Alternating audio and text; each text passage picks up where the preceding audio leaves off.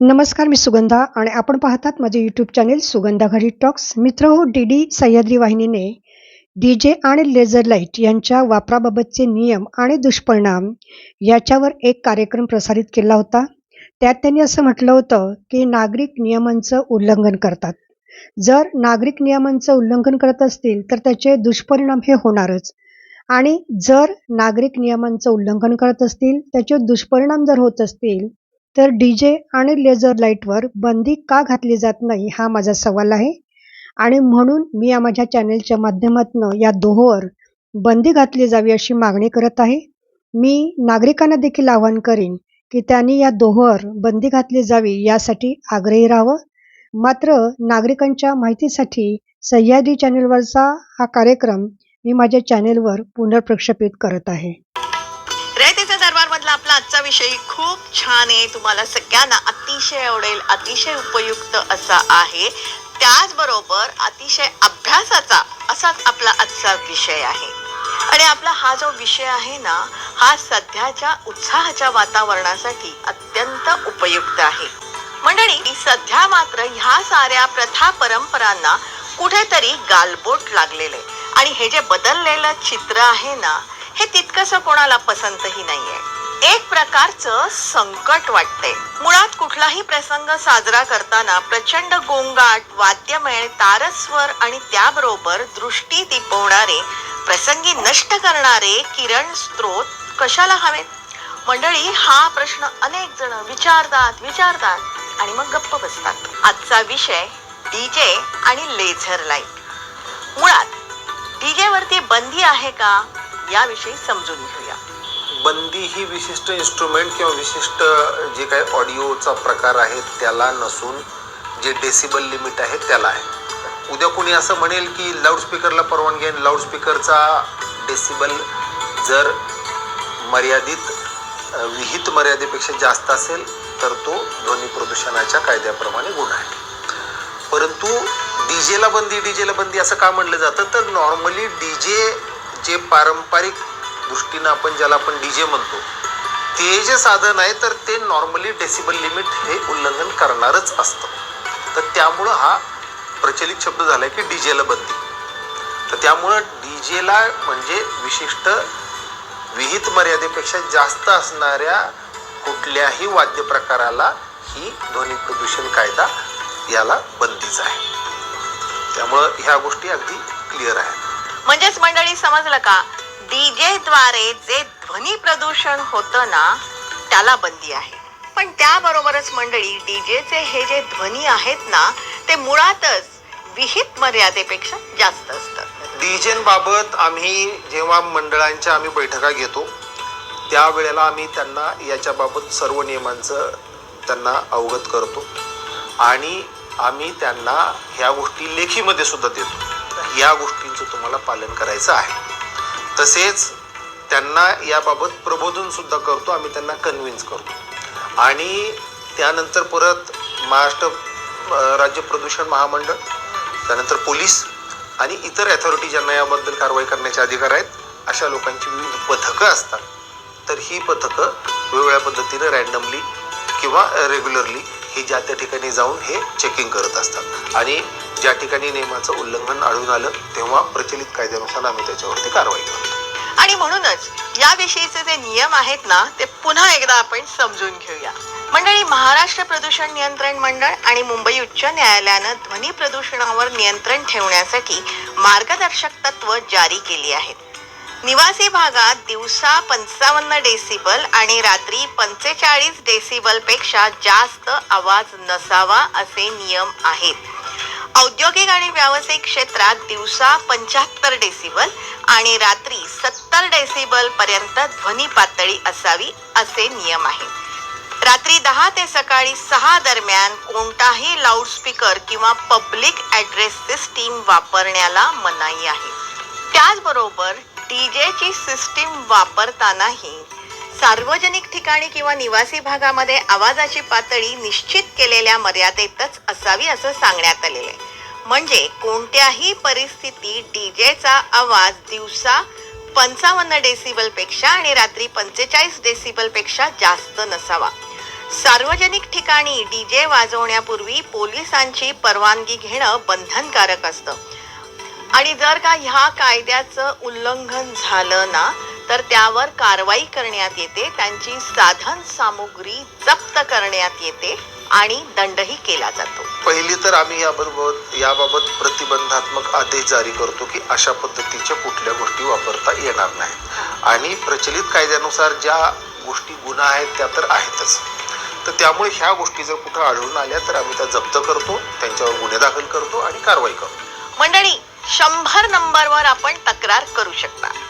मी एक सोपा मार्ग सांगतो की अगदी तुम्हाला तुमच्या व्यस्त शेड्यूल मधून पोलीस स्टेशनला जाणं किंवा हे करणं हे जरी शक्य नसेल, तुम्ही स्ट्रेट वे डायल 100 नंबरला कळवा, लोकेशन सांगा, त्या ठिकाणी पोलीस पोचते, कारवाई करते. आपल्या पुण्याचे DCP संदीप भाजी भाकरे सरांनी आपल्याला आश्वस्त केलेलं आहे, पण मुळात कारवाईपेक्षाही जनजागृती ही अत्यंत महत्वाची आहे. कर्णकर्कश आवाजामुळे सजीवांच्या आरोग्यावरती विपरीत परिणाम होतात हे आपल्या सगळ्यांना माहिती आहेच. त्यातही अनेकांना या ध्वनीमुळे प्रचंड आजारांना तोंड द्यावं लागतं, त्यामुळे त्यांचं खूप नुकसानही झालेलं आहे. म्हणजे रस्त्यावर डीजे बदलत असतो, अर्थहीन शब्द, सुमार स्वर आणि वाद्यांचा गोंगाट थरथरत असतो. आपण घरात बसून दार खिडक्या बंद करतो, खिडक्यांची तावदानं खडखड वाजायला लागतात, पण आपल्या हृदयातलेही ठोके प्रचंड वेगाने वाढतात, प्रसंगी मृत्यूही येतो. रस्त्यावरच्या गर्दीतून आपण रुग्णालयात पोचूही शकत नाही आणि त्या भारलेल्या उत्सवात अशी आहुती पडते. काय मिळवलं आपण? आमचं मागणं एकच आहे, उत्सव दणक्यात व्हावे, पण तो दणका आवाजाच्या पातळीचा नसावा. निसर्गावर, सृष्टीवर दया करा. अर्थात आपण हे गाफील राहायचं नाही, सरळ 100 नंबरला फोन करायचा, आपलं लोकेशन काय आहे तेही आपण सांगायचं. डीजे बाबतच्या नियमांची अंमलबजावणी होते का नाही हे आपण पाहायचं, त्यासाठी त्यांनी परवानग्या मिळवलेल्या आहेत का नाही त्याही आपण तपासू शकतो. कारण मंडळी, आपल्याला प्रत्येकाला स्वतःला जपण्याचा अधिकार आहेच ना. मंडळी, यामध्येही डीजेचे जे स्पीकर असतात ना ते वेगळे असतात. ते नेमके काय असतात ना तेही आपण समजून घेऊया. डीजेचे स्पीकर हे जास्त आवाजात स्पष्ट आणि बाससह संगीत ऐकण्यासाठी बनवलेले असतात, ज्याचा वापर डीजे पार्टी, मैफिली, इव्हेंट्ससाठी किंवा जास्त प्रेक्षकांसाठी केला जातो. सामान्य होम स्पीकर्स पेक्षा हे खूप शक्तिशाली आणि टिकाऊ असतात. डीजे स्पीकरचे प्रकार कुठले आहेत तेही आपण समजून घेऊया. फुल रेंज टॉप स्पीकर्स, मिड आणि हाय फ्रिक्वेन्सी. या 10 इंच ते 15 inch speakers plus high frequency horn असतात. सब वूफर्स मध्ये खोल बास असतो, जो 30 हर्ट्ज ते 100 हर्ट्ज मध्ये असतो. तो 12 इंच ते 21 इंच असतो. तिसरा आहे डीजे मॉनिटर स्पीकर्स. डीजे साठी जवळून ऐकण्याकरता असतो, 6 इंच ते 8 इंच. मंडळी, स्पीकर ड्रायव्हर्स कोणते तेही समजून घ्या. LF ड्रायव्हर वूफर हा खोल बास तयार करत असतो. HF ड्रायव्हर म्हणजे हॉर्न कम्प्रेशन ड्रायव्हर, हा उच्च आवाज आणि हाय फ्रिक्वेन्सी तयार करतो. तिसरा प्रकार आहे मिड ड्रायव्हर. जर 3 वे डिझाईन असेल ना तर मधल्या फ्रिक्वेन्सीसाठी हा वापरतात. ह्यात क्रॉसओव्हर सर्किट असतं, जे आवाजाच्या फ्रिक्वेन्सीनुसार विभाजन करतं. उच्च, मध्यम आणि बास फ्रिक्वेन्सी योग्य ड्रायव्हरला पाठवते. ऍक्टिव्ह स्पीकर्स मध्ये DSP डिजिटल प्रोसेसर वापरतात आणि मग ह्या साऱ्यासाठी एक कॅबिनेट किंवा बॉक्स बनवतात. झाला डीजे तयार. इतरही अनेक उपकरणं आणि सॉफ्टवेअर असतात. अर्थात हे सगळं प्रचंड खर्चिक आहे. पण मंडळी, आपण रस्त्यावरती जो डीजे बघतो ना तो म्हणजे फक्त अशा स्पीकरच्या भिंती असतात आणि त्यातही त्या भिंती समोर नाचणाऱ्या मुलांची संख्या गृहीत धरून मग त्याप्रमाणे स्पीकरच्या भिंतीची उंची ठरत असते. या डीजेचं भाडं तुम्हाला माहितीये का? सुमारे 3 तासांसाठी 50 ते 60 हजार रुपयांपासून 3 ते 4 लाख रुपयांपर्यंत या डीजेचं भाडं असतं. म्हणजे जर का 4 बेस आणि 4 टॉप असेल ना तर तुलनेने याचा आवाज कमी असतो आणि ह्याचं भाडं 3 तासासाठी 30 ते 40,000 रुपये इतकं असतं. आपण एखादा मध्यम रस्ता घेऊया जो 5 किलोमीटरचा असेल, तर त्याच्यामध्ये जवळपास 5 ते 6 ठिकाणी असे डीजे वाजत असतात. आता तुम्ही हिशोब करा. अर्थात ह्यामुळे होणाऱ्या शारीरिक हानीचा विचार केला ना, तर तो मात्र प्रचंड असतो. अनेकांना विविध प्रकारचे आजार किंवा व्याधी उद्भवत असतात. म्हणजे चिडचिडेपणा येतो, नैराश्य येतं, हृदयातले ठोके वाढत असतात, डोकं दुखतं, कानांना त्रास होतो, बहिरेपण येऊ शकतं, त्यातून हृदयविकारही येऊ शकतो. बऱ्याच गोष्टी आहेत. मंडळी, ह्या सगळ्या कालखंडातला अजून एक घातक प्रकार आहे लेझर लाईट. याच्या वापराबाबत ही काही नियम आणि मार्गदर्शक तत्व जारी करण्यात आलेले आहेत. याचा वापर जर का करायचा असेल ना, तर आपल्याला परवानग्या सुद्धा घ्यायला लागतात. आणि या सगळ्या नियमांचं जर का उल्लंघन झालं ना, तर ह्यावरती कारवाई करण्यात येते. लेझर लाईट म्हणजे नेमकं काय तेही आपण समजून घेऊया. लेझर लाईट हा किरणोत्सर्गाचा किरण आहे. त्यात समान इलेक्ट्रोमॅग्नेटिक तरंग लांबी किंवा रंग असतो. सर्व लेझर लाईट बीम ऊर्जा आणि उष्णता वाहून नेतात. प्रकाशाचा किरण जितका अधिक केंद्रित आणि शक्तिशाली असेल, तितकी उष्णता जास्त प्रसारित होते. नाडीचा कालावधी जितका कमी, तितके हे अधिक धोकादायक असतात. या बाबतीमध्ये रोजच्या जगण्यातलं एक उदाहरण आपण अगदी समजून घेऊ शकतो की दुर्बिणीद्वारे जर का आपण किरण केंद्रित करून एखाद्या कागदावर टाकलं ना, तर तो कागद पेटू शकतं. इतके हे किरण घातक असतात. काही वर्ष आधी आपण असं बघायचो की एक टॉर्च यायचा, टॉर्च, आणि त्या टॉर्च मध्ये सुद्धा लेझर असायचा आणि तो असा इथनं टाकला की पार लांबपर्यंत त्याचा तो बीम जायचा. तर तेव्हाही म्हणायचे की अरे हा बीम कोणाच्या डोळ्यात नका घालू, कारण त्याने अंधत्व येऊ शकेल. पुढे आता असं कळलं की लेझर कसं असतं की त्याच्यात एकतर वेवलेंथ असते, म्हणजे त्याची लेंथ, आणि पॉवर असते. तर ती पॉवर एका लिमिटपर्यंत आखून दिली गेलेली आहे. मेडिकल लेझर म्हणून एक वेगळा प्रकार आहे की जे आपण रेटिनासाठी वापरतो, पण किंवा डोळ्यामध्ये लेझरचा वापर करून मोतीबिंदूत हेल्प होते, लेझरचा वापर करून चष्म्याचा नंबर कमी करता येतो. लेझर तर डायबिटीससाठी, रेटिनोपॅथीसाठी वापरतातच. म्हणजे ग्रीन लेझर नावाचा प्रकार आहे. लेझरचे प्रकार आहेत, म्हणजे solid laser, liquid laser, gas laser. तर हे वेगवेगळे प्रकार, पण ह्याच्या काही गोष्टी ठरवून दिलेल्या आहेत. लिमिट्स किती पॉवर, किती वेवलेंथ FDA यांनी दिलेलं आहे, अमेरिकन यांनी दिलेलं आहे. आणि ह्याच्यामध्ये जर लेझर वापरलं तर त्याचा उत्कृष्ट परिणाम होतो. बाकी आणखीन एक म्हणजे लेझरने म्हणजे लाईट असा फोकस येतो. तो किती छोटा फोकस होऊन येईल आणि डोळ्यात जाईल, आणि किती वेळ तुम्ही त्याच्याकडे बघता, याच्यावरती डोळ्यावरती होणारे परिणाम ठरतात. मंडळी, प्रकाशाचे हे लहान आणि अत्यंत केंद्रित किरण आपल्या कॉर्निया किंवा लेन्स मधून डोळ्यात जातात. यामुळे डोळे मिचकवण्यापूर्वी तात्पुरता किंवा कायमचा आंधळा डाग येऊ शकतो. तशा परिस्थितीमध्ये रेटिना मध्ये फोविया हा सगळ्यात नाजूक भाग जो आहे तो लिटरली जळून जाऊ शकतो. माणसाला अंधत्व सुद्धा येऊ शकतं. पण हे कशावर अवलंबून राहील? लेझरची पॉवर किती, लेझर किती वेळ त्याच्या डोळ्यात गेलाय, त्यांनी किती वेळ. कारण आपल्याकडे एक ब्लिंकिंग नावाचा प्रकार आहे, म्हणजे डोळे लावणे ना, आपण जे पापण्या मिटतो. देवाने दिलेली ही शक्ती आहे की मिनिटामध्ये साधारण 10 ते 12 वेळेला माणूस डोळे ब्लिंक करतो. आणि ह्या ब्लिंकच्या पेक्षाही आत, एक ब्लिंक व्हायच्या आत, म्हणजे 5 सेकंद म्हणू किंवा जे काही, ह्याच्या आत जर लेझर इतक्या वेळ तिथे राहिला तर तो निश्चित डॅमेज करू शकतो. पण अदरवाईज आपण मेडिकलमध्ये वगैरे जे लेझर वापरतो तो अक्षरशः प्रत्येक शॉट हा 5 सेकंदांचा असतो. 0.25 सेकंद, मिनिट नाही. एका मिनिटात 60 सेकंद, त्यातल्या एका सेकंदाचा सुद्धा पाव, आणि त्याची पॉवर पण ठरलेली आहे. तसं केलं तर प्रॉब्लेम नाही. पण हे डीजेच्या इथे म्हणा किंवा आणखीन अनेक ठिकाणी जिथे कुठे लेझर विदाऊट कंट्रोल वापरले गेले आणि ते जर आपण कळत न कळत पाहिले, तर तो निश्चित रूपाने रेटिनाला कुठल्या तरी प्रकारे जळणं, बर्न्स म्हणतो आम्ही त्याला, असं होणं, आणि तो मॅक्युला किंवा फोविया जे म्हणतो, हा अतिशय नाजूक भाग आहे डोळ्यातला. मॅक्झिमम नजर आपली त्यातून असते, आणि तोच जर बर्न झाला तर निश्चित रूपाने अगदी अंधत्वापर्यंत जाऊ शकतं. म्हणजे बऱ्यापैकी अंधत्व ही प्रॉब्लेम येऊ शकतो. या लाईटमुळे डोळ्यांमध्ये रक्तस्रावही होऊ शकतो.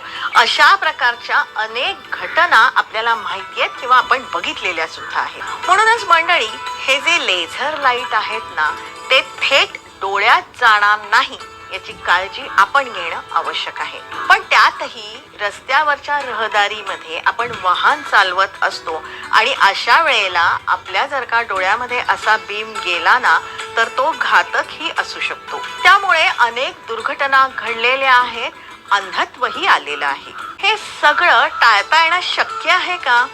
होय, हे शक्य आहे. त्यासाठी आवश्यक आहे जनजागृती. साजरा करण्याच्या, एन्जॉय करण्याच्या या सगळ्या ज्या नवपरंपरा आहेत किंवा प्रथा आहेत ना, या बंद करायला पाहिजेत. या तुमच्या उन्मादामुळे जनतेला जर का अंधत्व येत असेल तर याची जबाबदारी कोणाची? अर्थात यंत्रणेची. पुन्हा पुन्हा सांगूया, याची जबाबदारी आहे यंत्रणेची. कारण ह्याच्यात एक गोष्ट मी सांगू इच्छितो, हे ज्या होतं ना बर्न्स रेटिनाचा जर झाला तर तो रिव्हर्स करणं इज डिफिकल्ट होतं. पहिलं काय, ह्याच्यात असं आहे, काही कायला नुसता सौम्य त्रास सारखा होतो, त्याला आम्ही म्हणतो फ्लॅश ब्लाइंडनेस. फ्लॅश ब्लाइंडनेस म्हणजे अचानक एकदमच असं पुसटसं दिसेना, असं थोड्या वेळ होतं आणि मग दिसायलाही लागतं. पण नंतर अजून कायला ग्लेअर फिनोमेनन म्हणून होतो. ग्लेअर म्हणजे समोरनं कुठली लाईट जरी आली ना तर ती अशी चमकल्यासारखे वाटणे, लाईट नकोशी वाटणे, ह्या अशा प्रकारच्या तक्रारी सुरू होतात. आणि त्याच्या पुढचं म्हणजे अरे पुसटसं दिसायला लागलं बरं का, चेहरा नेमका नीट दिसत नाहीये, समोर माणूस दिसतोय, सगळं बाकीच दिसतंय, पण चेहरा, सेंट्रल विजन ज्याला आपण म्हणतो, तर त्या चेहराच नीट दिसत नाही. मग ते चला आता डॉक्टरांकडे जाऊ. आणि मग डॉक्टर जेव्हा चेक करतात तेव्हा बाकी सारं छान दिसतं मशीनमध्ये बघितलं, पण जेव्हा रेटिना बघितला जातो, विशिष्ट त्याचे काही मशीन्स आहेत, आम्ही त्याला फंडस्कोप म्हणतो, आणखीन काही मशीन, तर त्याच्यात बघितल्या लक्षात येतं की अरे यांचा तर रेटिनातला फोविया हा जळाला आहे, हा बर्न झालाय, तिथे असा डाग आलेला आहे का. मंडळी, उत्सव आहे तर जगणं आहे. पण अशा कर्णकर्कश आणि डोळे फोडणाऱ्या प्रथा काय कामाच्या मंडळी. आणि हा जो विखारी आनंद जे घेत असतात ना, त्यांना सुद्धा अनेक शारीरिक मानसिक व्याधींना तोंड द्यावं लागतं. त्या बाबतीत त्यांना प्रचंड धोका असतो, हे त्यांनी समजून घेण्याची आवश्यकता आहे. त्यातूनच सभ्य शालीन साजऱ्या करणाऱ्या पद्धतीमधून समाजामध्ये आपण आनंद, समृद्धी निश्चित निर्माण करू शकतो. अर्थात ध्वनी प्रदूषण किंवा नेत्र प्रदूषण होत असेल ना तर मंडळी, आपल्या हक्काच्या फोन नंबरवरती फोन फिरवा. 100 बिनधास्त फिरवा. तुमचं लोकेशन ही सांगा, त्यासाठी 100.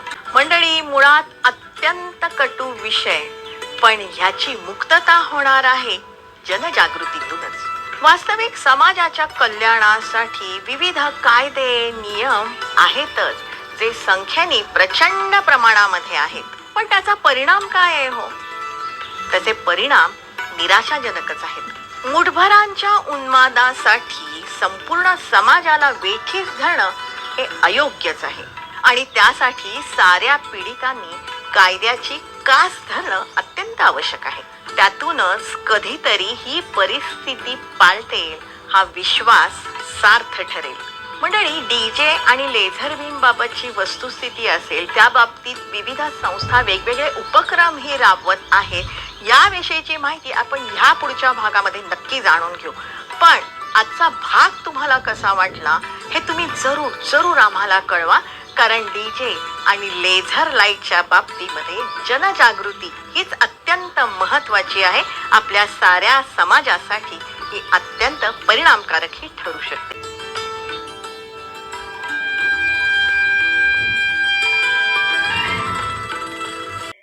मित्र, ध्वनी प्रदूषणाची तक्रार कुठे कराल या विषयावरचा एक व्हिडिओ मी माझ्या चॅनलवर टाकलेला आहे. डिस्क्रिप्शन बॉक्समध्ये मी त्याची लिंक दिलेली आहे. आपण तोही जरूर पाहावा. धन्यवाद.